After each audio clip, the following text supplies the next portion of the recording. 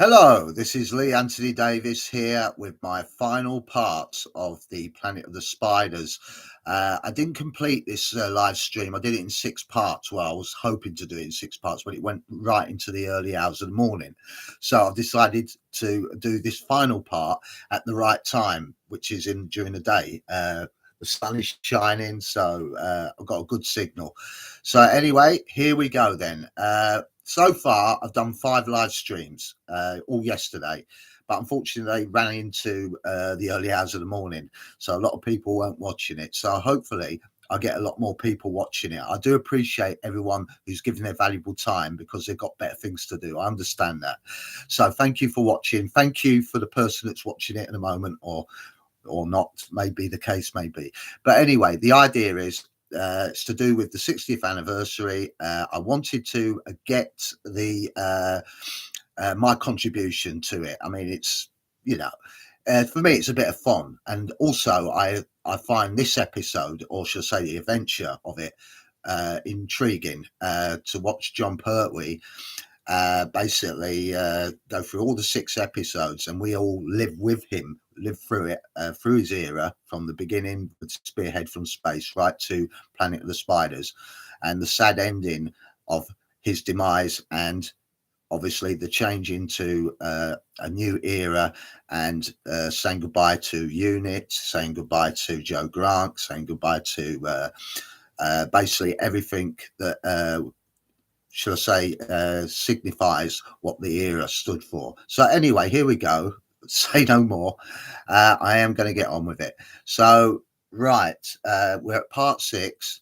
I'll just give you a quick rundown of what's happened so far. The Doctor has basically got to stop the Great One, which is the giant spider, from obtaining the blue crystal, which is from Metabilis 3. He took in an adventure previously called the Green Death. He went to Metabilis 3, as you know, and he took a crystal. There was no spider or spiders on the planet then, but we learned that the spiders came from Earth, and they ended up going into the cave and being magnified so much with their minds that they became intelligent, and they made slaves of the first settlers on there, and then it started to go from there, and eventually they took them over. So anyway, the Doctor has got to stop these so-called arachnids from taking over the Earth, because that is their main goal. One of them, the Great One itself, wants not just the Earth but the whole entire fabric of time. So it's lust for greed, like the Doctor is his undoing, his lust for greed of knowledge. So anyway, I'm not going to rabble on or babble on anymore and bore you to tears. I'm going to get on with it.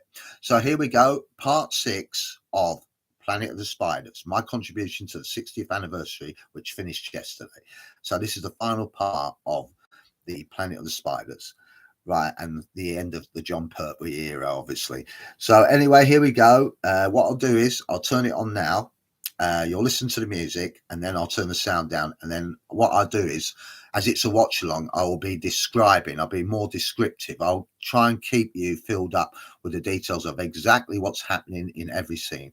All right, here we go then.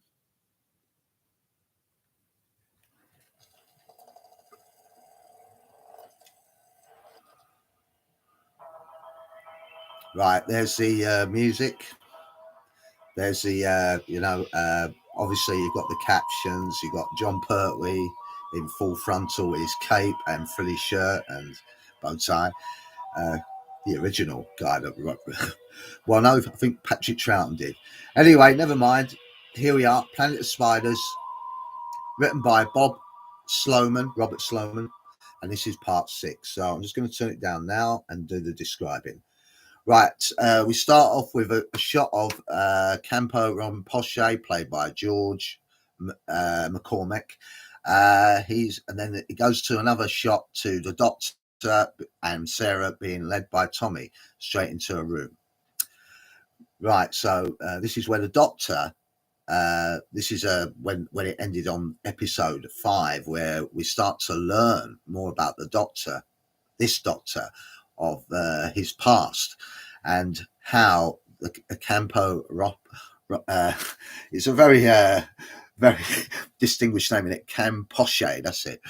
Uh, decided to reveal who he was to the Doctor. The Doctor didn't know him at first, but then he realised that he was his teacher. Now, remember, John talked about the tutor that sort of helped him through a bad patch. He's talking to Katie Manning in Adventure. I think it was called the Sea Devil. It's the Sea Devils, maybe no, not the Sea Devils. It might have been the Mind of Evil when they were in the cell together, or it might have been the Time Monster. George McCormack, who plays Campo Rinpoche, basically was in it before. He played King Pelea or something. I can't remember. He always plays old characters because he looks old, and that's why Barry Letts chose him for this role. He'd used him before in the Time Monster. So anyway, we're at the stage where the Doctor begins to learn about who this guy is. The Abbot, in return, describes basically it is hard to reconcile between friends, and the Doctor looks at him. Don't I know you? Yeah, of course you do. He was your tutor. So anyway, we've got another scene where we've got Moss, played by where is it? Terence Lodge. Now, Terence Lodge has appeared in this before as well, a few times. It was in the last one he appeared in was in 1973 in Carnival of Monsters, where he played one of the aliens, you know, with the white powdered makeup and the costume and bald-headed with a bit of hair. Anyway, he was one of them.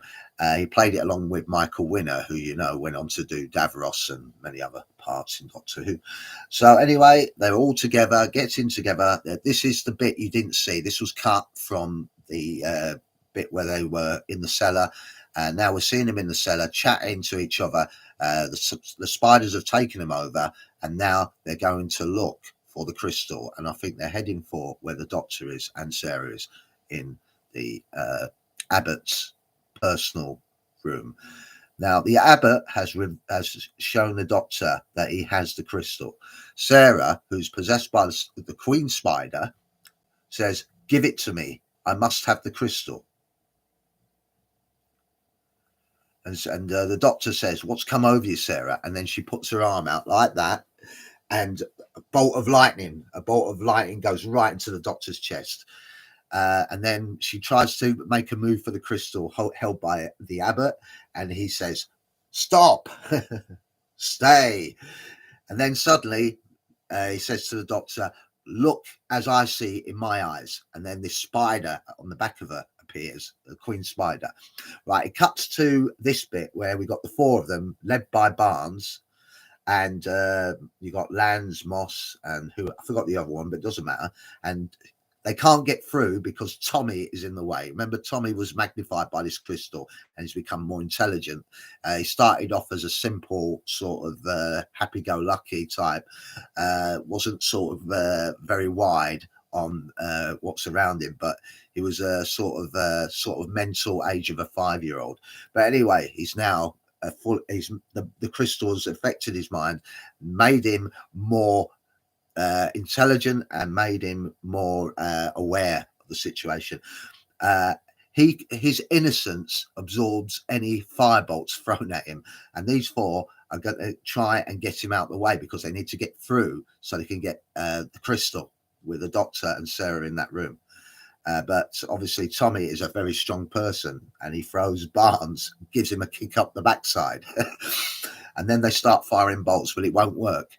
Tommy will not budge. So anyway, we go back to the shot with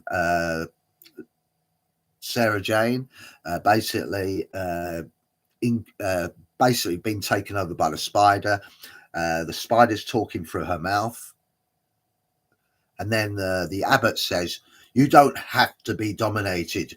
You can be free." And then they pull the blue crystal. "Look into the blue crystal." No, I will not. And it's shining and she can't resist it. And this will kill the Queen and it will fall off Sarah Jane's back.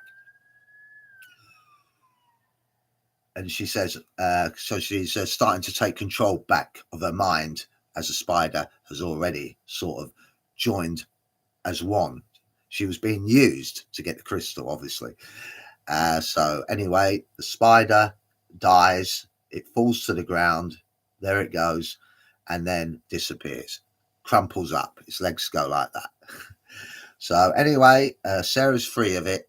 She's obviously distraught of what's happened to allow herself to be taken over like that. We are all succumbed to domination, even you and I, Doctor. And then the Doctor turns to him and says, as I see here, don't I know you?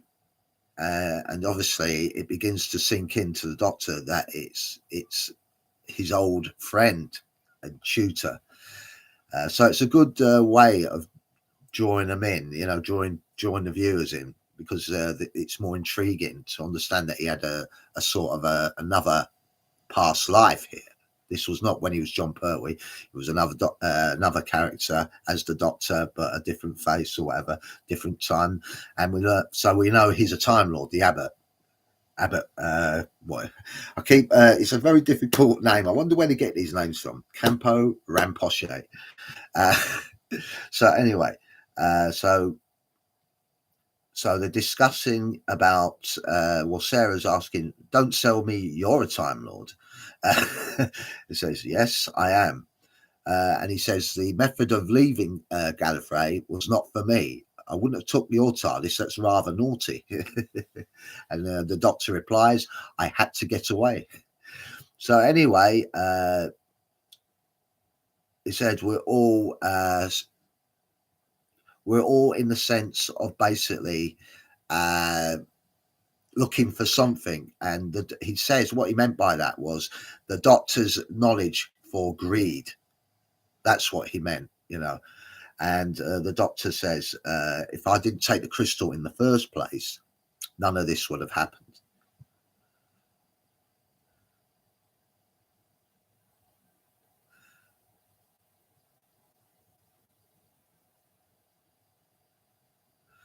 So anyway, as I was just explaining, the Doctor now has to make a choice. He has to go back, but he doesn't want to go back. But he realizes he must go back because he has to face his fear. His fear is the spider, the Great One. He hasn't seen what the Great One looks like yet, but he knows without facing that fear, he will never be free of it. And going on would be sort of pointless unless he faces it, and he knows that it will destroy him. Anyway, so that's a little bit of that out the way. Then we move on to a shot with Mike Yates recovering with Joji with him, and they go racing up the stairs quickly. And you've got these four, a shot back to these again, drawing power from the actual Metabilis 3 with all these spiders in this parliament. I think it's like a parliament, a dome. And then you've got Lupton in the middle of it, who's no longer in control of the situation anymore. They've taken him over. He's just a slave now. But they're doing their humming bit like that. And that means they're sending energy to the four that have the spiders on their back, obviously. So they're going to try and draw power to get Tommy out of the way by even more powerful bolts, but it won't work because Tommy is strong. Somehow he can absorb those fire bolts or whatever they are, electric bolts or whatever. Now this is the moment where the Doctor is told by the Campo Rinpoche that he has to. The moment has arrived for both of them. You know what you have to do, my son? And he says, no. He says, I think you do. He says, is there any other choice? None. So he says, okay, give me the crystal. He has no choice. So he passes him the crystal. And then just as he's about to go through the front door, there's a lot of noise outside it. And the Doctor realizes, and Campo realize that there's somebody at the spiders have taken over these people, and they're trying to get the crystal. So now they're going to do it. Now, unfortunately, Mike Yates gets in the way. He comes up the stairs and he gets the full bolt. And Tommy tries to pick him up off the floor. And when he does that, he moves slightly. And unfortunately, he can't get back up in time to stop him going through the door. He gets knocked out of the way. And then the doctor, with Sarah's help, well, should I say, with the Campo's help, he gives him the energy with the crystal to dematerialize back to the cellar with the TARDIS. Unfortunately, Campo's taken a bolt from them and he's fallen down. And the doctor now, we're back with the doctor. He's outside the TARDIS, runs into it. The four are too late coming down the stairs. And unfortunately, that's the end of them. They haven't got nothing more to do. The doctor materializes on Metabilis 3, where he's met by Tua and Arak. And as you can see in the background, we've got this backdrop of CSO. Yeah, see, it's that that special effect they use. It's all blue sky and whatever. What's it called again? I made a note of it somewhere. CSO. It was a technique that Barry Letts likes to use. I forgot what the initials mean, but it doesn't matter. I do know what I mean. It's just it's not common to me at the moment.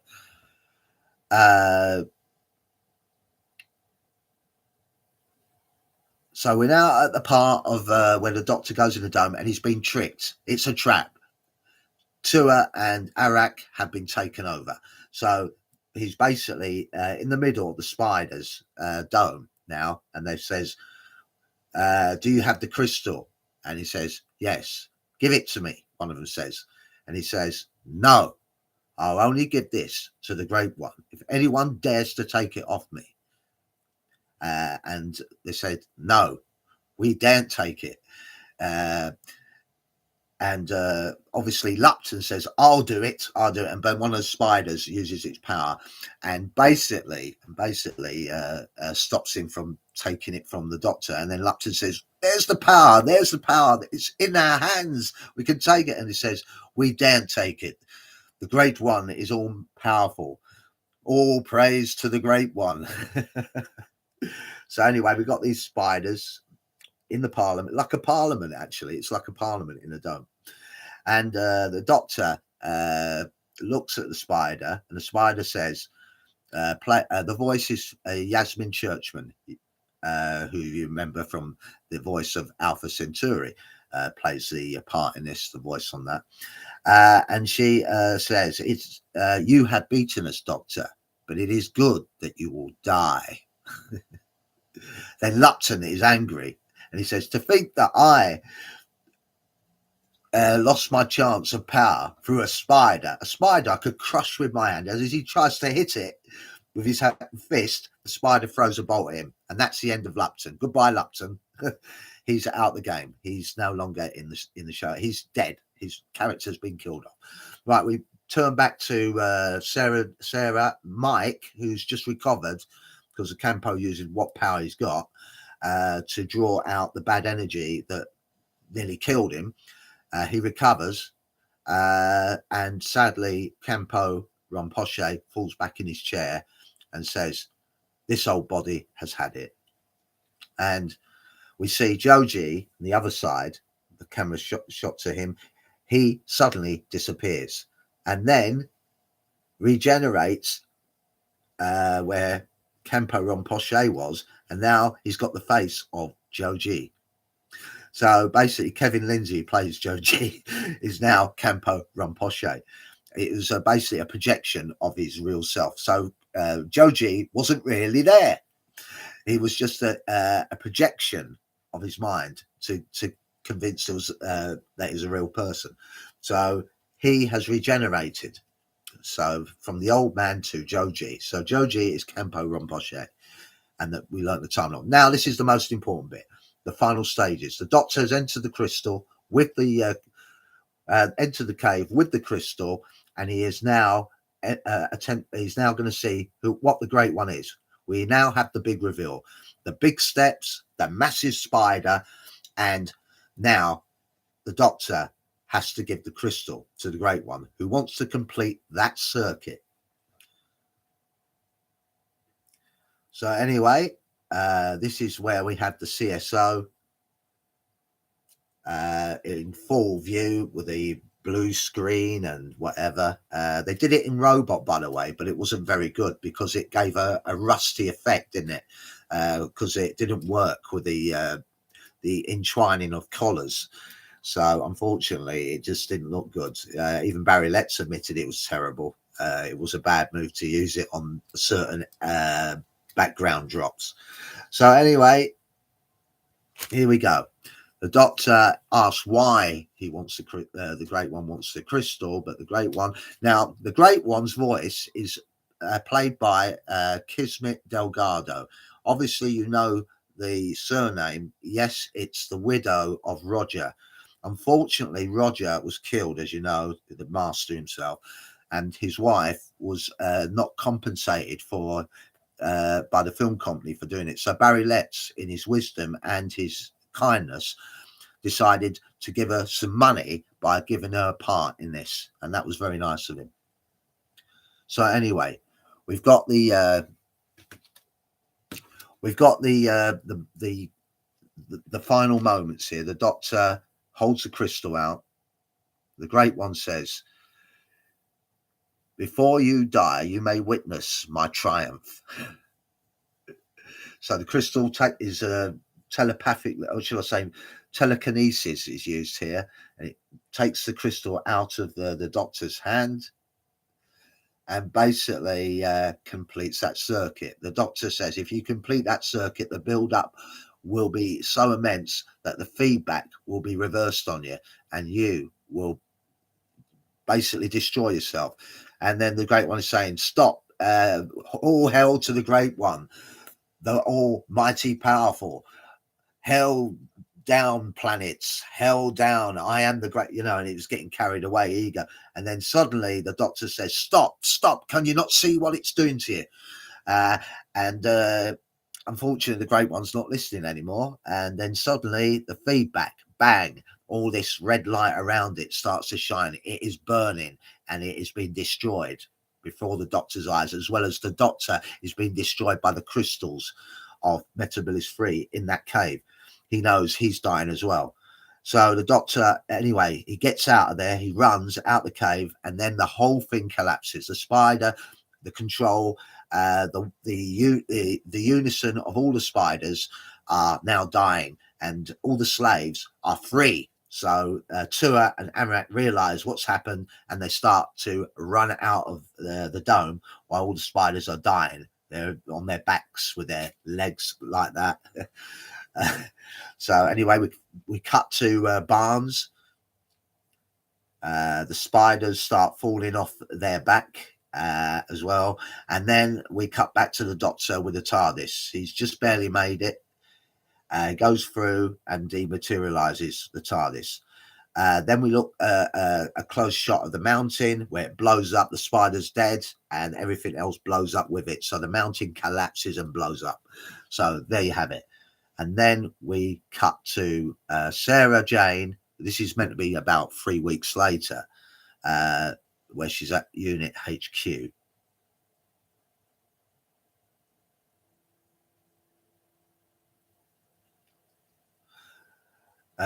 Looking rather sad. She's got the Doctor's coat in her hands, and then the Brigadier walks in, and then she says, I was hoping to see that he came back. She says, but we won't see him again, will we? Because he's gone. He went back to, he knew that if he went back to Metropolis 3, the cave of crystals would destroy him. And the Brigadier said, that's nothing. He was gone for 3 months, and when he came back, he had a new face. And she said, no, we'll never see him again. This is a very poignant moment. And then suddenly, this noise, Sarah hears this noise, and it's the TARDIS engines, and the TARDIS appears, and then out comes the Doctor, completely and utterly drained.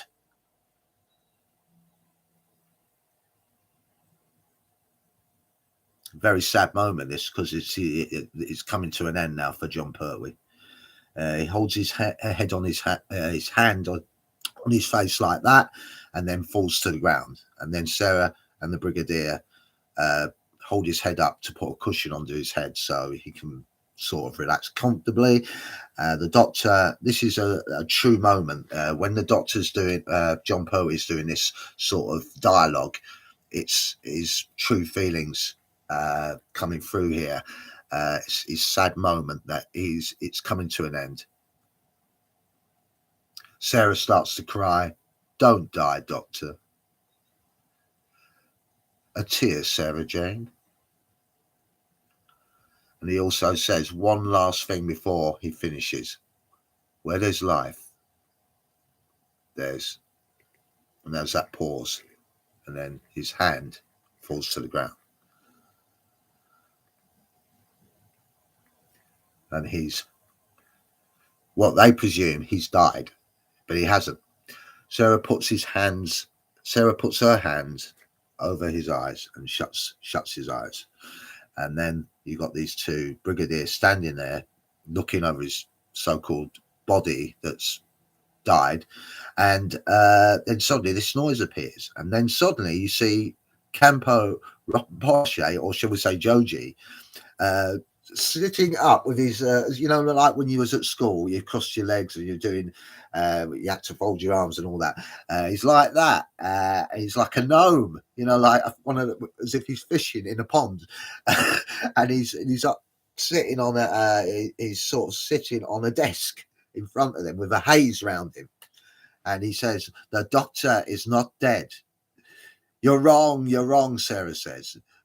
The doctor's not dead. He's merely damaged by the metabilis crystals, but his body will repair. As you forget, he's a Time Lord. And so here we are, Kevin Lindsay doing his final bit as the Campo Rinpoche, and he says, the doctor will be what you call erratic, laying the way for Tom Baker. And basically he says, look after him. When is it going to happen? Well, there's no time like the present. And he puts his arms out like that to throw some energy or whatever it is, Ultron energy. And then Sarah says, look, it's happening. And then the Brigadier says, oh, not again. Here we go again. And there we are, the poignant moment. John Pertwee changes to Tom Baker. And I thought to myself, who is this person with the big nose and the big black curly hair? Anyway, so it took me a while. I must admit, I wasn't sort of taken in for when I was watching it. When I saw that, I was a bit sad because I thought, are we going to see John Pertwee again? I didn't realise that was the last time we see John Pertwee until the the Five Doctors or whatever. But anyway, yes, that was it. We got these, as I said, that you got. It's had everything in it. It's had all his favourites, all the actors that were in it. He's done the James Bond bit as well with the Hummermobile, the gyrocopter. It's all there. Sad moment at the end. The confrontation with the Great One. And to me, this era was probably one of the best. Tom Baker had a brilliant era. He went on for too long, though, in my opinion. But it wasn't as good as this one. Towards the end, we had Logopolis, which, in my opinion, wasn't that good. But it was a good way for Tom Baker to end on the final part. But anyway, this one, for me, signifies from the Spearhead from space right to the Planet of the Spiders, a fantastic era. And I think with that, it put Doctor Who on the map. It made it easier, it smoothed the way for Tom Baker to start his era. Because before then, with Patrick Troughton, and the show was actually dying, losing ratings every week, and it wasn't as popular as it was. It reached its peak, apparently, and then it started to die a slow death, so they had to do the changes. And John Pertwee came in and he changed. And not only the changes with the new actor and everything else superimposed filming, because they did it on the outside. Remember the first series? They actually did it on they did outside recording because I couldn't do it in the studio. So we went round with a simi camera. Simi camera. I don't know what they used, but they used a simi camera, and it looked good. It looked like a film, didn't it? It looked like a film, not a sort of TV program. It was a sort of done outside. With a few shots in a studio, but it was good, and that was a fantastic way to start. And not only that, we had collar as well, so it was a great era and a great start for Doctor Who. Anyway, that's it. John Pertwee's era over. I chose this one deliberately because I wanted to do my contribution to the 60th anniversary, and it's now done. So happy birthday, Doctor Who, celebrating his 60th birthday. Right, just before I go, I'm going to say this. I've got my new group coming out called the Lee Anthony Davis, the Katie Manning group. It's coming out this Monday. Also, I've got a page on the same title, the Lee Anthony Davis, the Katie Manning page. That's already doing well. I'm doing well on that. There's a lot of people joined already, so I've got a lot of followers on that. Because I usually put a lot of content on their videos. Her tweets goes on there as well, her videos. So I try and put everything that's related to that page, so people know what the page is for. And with the group, I'll do the same thing, but with a bit of a difference. There'll be videos, there'll be stuff like Doctor Who and stuff, films, stuff she's done, and it'll all be on there anyway. I haven't started that group yet. It won't be released until this Monday, which is a few days away now, so I've got to get that ready. Also, just to let you know, I've got, as I do videos on here. I don't do live streams a lot. Last one before this one, before I did this yesterday, was about 2 years ago. So I don't do live streams a lot. So don't worry, I won't be doing any more. I had to do this one because it was the anniversary. But anyway, I might do a live stream, but it depends on if I've got the time to do it, because I have so much other things to do. Like I said, I've got this videos that I do a day, 5 a day. Doctor Who, obviously, I do Lost in Space. I'm still doing that, and also PlayStation as well, which is like a trailer.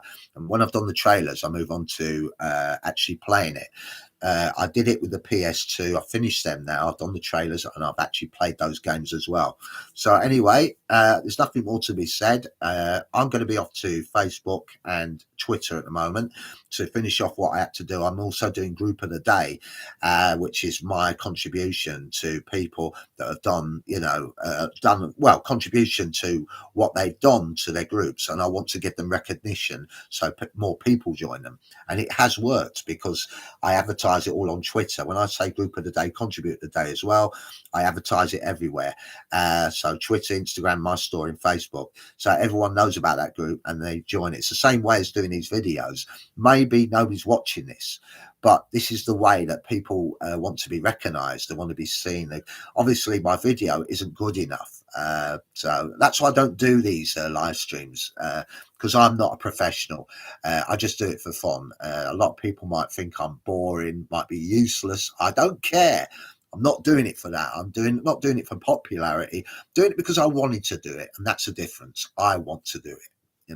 So anyway, if you enjoyed it, thank you very much. If you didn't, well, thank you anyway for even noticing me. So anyway, I'm going to go.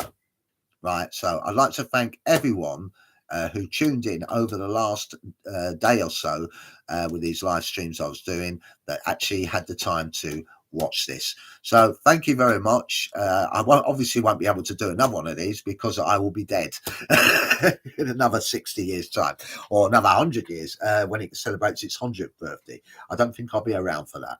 But anyway, thank you for watching. Look out for my stuff on YouTube. I do 5 videos a day. Hopefully I'll get them on today in a minute. And look out for me on Facebook as well.